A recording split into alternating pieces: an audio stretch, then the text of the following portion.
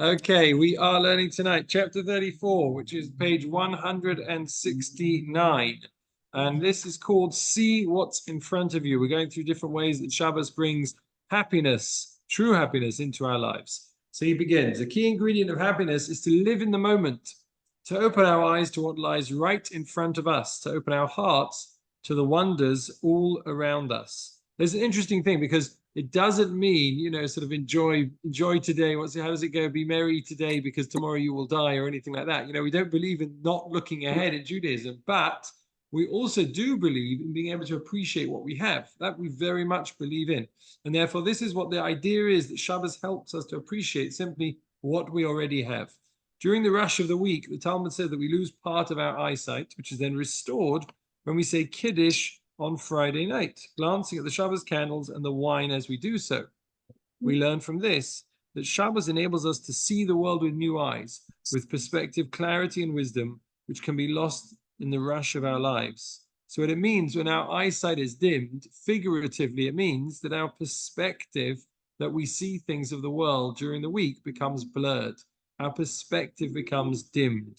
Shabbos allows us to truly see our blessings. Suddenly we can appreciate the deep flavor of the wine and the warm glow of the candles. When we rush around living life at high speed, we miss out on so much. On Shabbos, we slow down, the frenzy ceases, and our lives come into focus.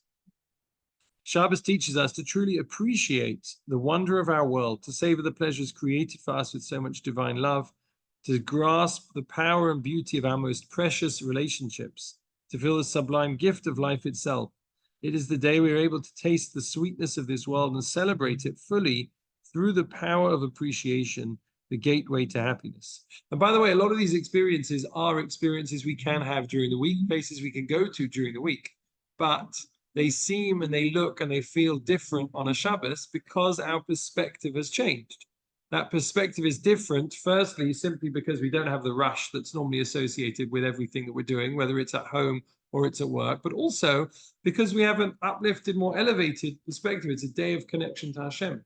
There's a Rashi on the Torah which says that the worst part of Eretz Yisrael, the land of Israel, which was Hebron, which was why it was chosen for burial, is 8 times more beautiful than the most beautiful part of Egypt, a place in Mitzrayim called Soan.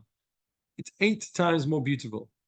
Now, Rav Kook, who was the first chief rabbi of Israel, he asked, look, there are lots of beautiful places in the world, right? Anyone who's done a little bit of traveling, right, Mum, will tell you there's lots of beautiful places in the world that one can see, which are staggering in their beauty. And really, it's very hard to understand to say that Eretz Yisrael is the most beautiful country in the world. However, you'll equally understand that when you go visit the most beautiful places, the Niagara Falls and Table Mountain and whatever the sights and sounds are, it doesn't feel the same as it does when you go to Israel. That view of the Kotel, which I can't wait, please God, to be able to see again in the summer. And that view of the Kotel as you approach it and you suddenly feel like you're home. The beauty that's contained within that is a different type of beauty. Why is that? Because we have a different perspective. For anyone else who would come and they would see a wall, I don't think they would be that impressed. There's no like grand temple. There's no real inside that you can go to unless you want to go underground and see some of the tunnels and the archaeology. And they wouldn't be very impressed, you take them to the Kotel and say, this is it. This is our most holiest site, which is the most visited place in the entire land of Israel. They're not going to be that impressed by it. But for us, it's a place of beauty. So the perspective, the way that we see things, that is very much going to change based upon our mindset, based upon the way that we're thinking about them. And therefore, Shabbos enables us to see the world, to see the people around us, to see our family, to sit down at the table with a different perspective and really a renewed sense of clarity. He continues, on Shabbos, we set aside the natural human drive to acquire and allow ourselves the joy of appreciating what we have. Well, this is very important. It reminds me of a book called Circle, Arrow, Spiral, which is written about the differences between male and female from a very Jewish perspective. I forget the name of the author right now, but she's a cousin of Rabbi Grunfeld and lives in Bnei Brak and is also a lecturer at Bar Ilan. And she writes there that the natural, normal sort of state of being for a man is to be in a state of doing and acquiring. They're always looking to see what the next project is and what can I do, what can I make of this. Whereas a woman, their key strength is communication. Their key strength is being in the moment, being in the present. And she says, similarly, all of us need both of those qualities in our lives. So therefore, for the 6 days of the week, that's Sheishes Yomim Ta'aseh Malacha, for the 6 days of the week, we get up and we do and we acquire and we sort of, get busy. Whereas on Shabbos, we appreciate what we have. Shabbos, we just be. Shabbos, we are at one with the things that we have. So there's always that, if you like, that male and female component of each one of us and of each week. He continues, as Pirkei Avos teaches, a truly wealthy person is someone who takes joy in their portion. That is, hasameach b'chelko, we have happiness with what we have. The Talmud records a revealing conversation on page 170 between the Roman Caesar and Rabbi Yehoshua. Caesar asked the rabbi, why does your food smell so good on Shabbos? To which the sage replied, there is a very special spice we put into the food called Shabbos. The Caesar then asked him if he could have some of this special ingredient. Rabbi Yehoshua answered that only one who keeps Shabbos can enjoy its unique flavor. To really experience the world to its fullest, we must taste Shabbos. It's like the cholent that doesn't taste the same, Sunday night, it just is not the same, the chicken or the cholent, the leftovers, right? Not just because they're leftovers, it's not Shabbos anymore. It doesn't taste the same. The laws of Shabbos force us to slow down because we can't do the things that distract and pressure us. The pace of the day enables us to enjoy this world. We can take our gifts for granted, but once a week we pause, breathe deeply, and savor life's blessings. It is a day of giving thanks to Hashem for creating such a beautiful world, for giving us a life full of blessings. It is a day of enjoying and appreciating life's simple pleasures, being with loved ones, discovering divine wisdom, savoring delicious food, sleeping or taking a walk. By slowing down, we appreciate everything on a much deeper level. It's a little bit like what happened during COVID. Do you remember, when we weren't allowed to do anything except take one walk a day? And suddenly it became really exciting to take a walk. And you saw people, in Edgeware for sure, marching up and down by the farm. That road was just packed with people just enjoying their walk, and being able to take a walk in the countryside was exciting. So by actually sort of restricting those different things that we can do, we get to savor those things, right? I'm sure everyone here has taken a walk on a Shabbos afternoon and just appreciating the ability to take a walk on Shabbos afternoon. Or even if you've got to go somewhere, walking to the destination on Shabbos, whether it's to shul or to a friend's house or to a meal or something else, even that, okay, depending on the English weather, nevertheless, that is something which is itself enjoyable. So it's savoring those things, which is essentially the things that we have all week. We don't stop and appreciate them. He continues, when Hashem finished creating the world, he looked at everything he had created, and behold, it was very good. It was Tov Ma'od, it's described as. He set aside Shabbos as the day to invite his friends, all of us, to celebrate and cherish the home he created for us to live in. So essentially, we are Hashem's guests on Shabbos. Shabbos is when Hashem really manifests his divine presence in the world more than any other day, and therefore we are his guests. Shabbos reminds us that God created our world and calls on us to celebrate and appreciate the magnificence of his artistry, the beauty of nature, the majesty of the human spirit, the awesome brilliance of every aspect of his creation, and to savor all these blessings. And it's like Shabbos is the day when we see the signature. The artist's signature is what makes the painting actually worth a lot of money. And unfortunately, one can go the whole week without seeing the signature of the artist in the world that we're living in. But on Shabbos, that's when we sort of uncover that signature. And therefore, when we look around the world on Shabbos, we're doing it with a perspective of this is the painting, as it were. This is the world that Hashem made for us, and we are his guests. By the way, that's why it's also a mitzvah to enjoy ourselves on Shabbos. The Oneg Shabbos, normally we enjoy ourselves because it's enjoyable. We're doing it for our own benefit, usually, whether it's eating nice food, going to nice places, wearing nice clothes.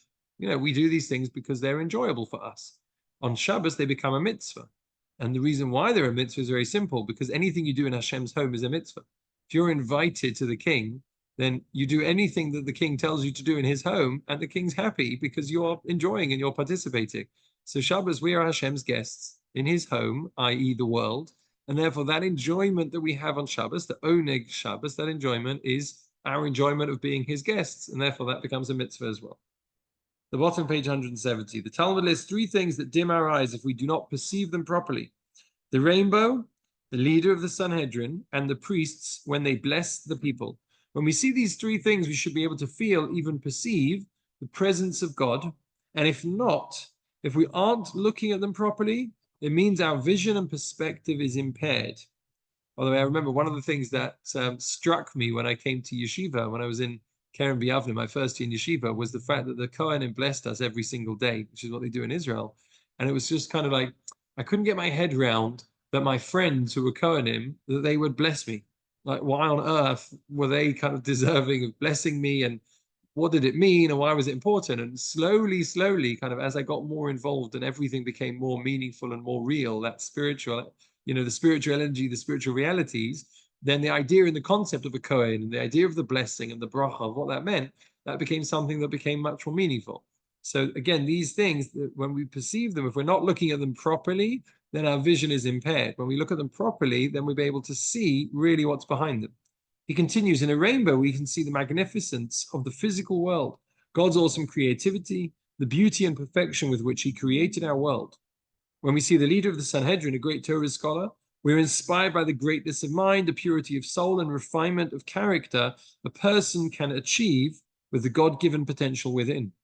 And when the priests bless the people, we feel the presence of God himself in the power of human love and compassion. The priests are called to bless your people with love and to open their hands as they do so as a symbol of love and generosity of spirit. When we experience the beauty of human love, when we see the potency and purity of the love between a mother and her baby, or feel closeness to another person, we feel the presence of God, the one who created the human capacity for love. So these three things, the rainbow tells us God's creativity, the beauty with which he created the world. The Sanhedrin tells us the beauty of a human being, of a person who is a refined and developed human being. And then the priest, the blessing of the priest, tells us the beauty of love. We're creatures of habit, which can dull our sense of inspiration or dim our eyes, preventing us from noticing the constant miracles that surround us.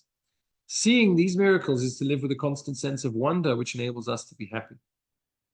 Actually reminds me that the Chazon Ish, the great Rabbi Shayahu Karelitz, who died lived in the early 1900s, late 1800s, died in the 50s. He writes that the fundamental of all of our emunah, of all of our faith, is looking around the world with a sense of wonder and wondering what is the key to the mystery, to the secret that we call the world. How do we solve that riddle?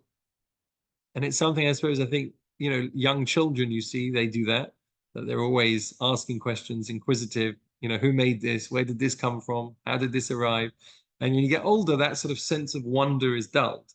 But he's saying that to live with a life of that sense of wonder, where we see these things in the world around us, and we live with that constant sense of wonder, we always want to try to sort of understand deeper and deeper to solve that riddle. That brings us closer to Hashem, because we're constantly searching for Hashem, for that extra level, that spirituality.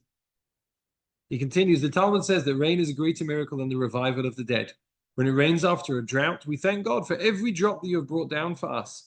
We recognize that each drop is a God-given miracle. We even thank God every day for constantly holding back the oceans from washing over the continents, who spreads the land over the waters, we say in one of the brachas. We can grasp this constant miracle by reflecting on another more obvious miracle described in the Torah. In the immediate aftermath of the Exodus, when the Egyptian army pursued the Jewish people to the edge of the Sea of Reeds, the sea split to make a path of escape. God instructed Moshe to stretch out his staff to initiate the miracle. Then once the Jews had safely reached the other side, again Hashem told Moshe to stretch out his staff and the sea returned to its former position. Why did Moshe have to stretch out his staff again as if to perform another miracle? Surely all he had to do was withdraw the first miracle, the sea would return to its default position, meaning essentially the question is, the miracle was the splitting of the sea. So once he stretched out his staff, he's performed the miracle, then when the miracle is finished, then surely it would just go back to normal. The answer is that both actions, displacing and replacing the sea, are equally miraculous. The fact that God constantly holds back the ocean in its place so we can walk on dry land is always miraculous. In our Shabbos morning prayers, we recognize the warmth of the sun shining on our faces as a personal gift from Hashem, which he recreates and renews for each of us, who opens daily the doors of the gateways of the east, referring to the rising of the sun, who opens the windows of the heavens. He removes the sun from its place and illuminates the entire world for all who dwell in it. By the way, this is taken from the song that we sing on Shabbos morning. Now that tefillah, that prayer in the Siddur, which is all about the sun, the moon, the stars, the natural world, and saying how, how great they are. You can see it here in the Siddur a little bit. This, if you can see the highlighted letters, but it follows the order of the Aleph base. So the first line begins with an Aleph, the second line begins with a base, etc., and so on, Gimel, Daled, etc. It's all the Aleph base order. Now, whenever something begins, whenever something follows the order of the Aleph base, then what that means is it's following the natural order. That means, Rav Gedalia Shah and others explain, that it's following the laws of nature, as this is. It's describing the natural world. Our job as human beings is to see God within that natural order, not just to see God in that which is miraculous, not just to see God when there's a plague, when there's a hand coming down from heaven and splitting the sea, but to see God within the order of the natural world. Shabbos is the best day that we can do that. And that's why, specifically in our prayers on Shabbos, we praise the beauty of the natural world, because Shabbos is the day where we can see that sense of wonder. We can look at the natural world, and that will enable us to find Hashem. Sort of not working from the God, revelation downwards, but rather working from this world upwards to arrive at that conclusion to see Hashem. As he continues, when we rush through life, we can lose our spiritual eyesight. Shabbos slows us down so that we can look at the world with fresh eyes, acutely aware of the beauty around us, appreciating everything as a gift from God. Living with appreciation, savoring our blessings, feeling grateful for everything we have, opens us to a life of happiness. That completes chapter 34.